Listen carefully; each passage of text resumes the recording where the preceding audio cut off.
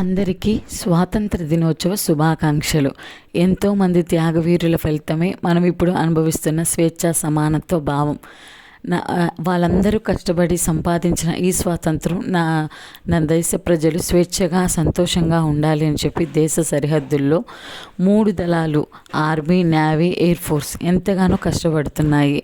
నా దేశ ప్రజలందరూ స్వేచ్ఛగా ఉండాలి అని చెప్పి. కానీ దేశంలో ఉంటున్న మనమేమో కుల, మత, జాతి భేదాలు పెట్టుకొని మనమే గోడలు కట్టుకొని నిజమైన స్వాతంత్రాన్ని అనుభవిస్తున్నామా లేదా అని ఒకరినొకరు ప్రశ్నించుకోవాల్సిన పరిస్థితుల్లో మనం ఉన్నాము.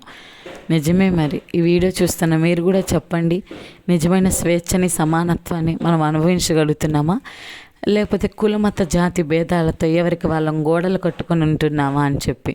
వాళ్ళు సంపాదించిన ఆ స్వేచ్ఛను మనం అనుభవించగలుగుతున్నామా, లేకపోతే కోల్పోయే స్థితిలో ఉన్నామా?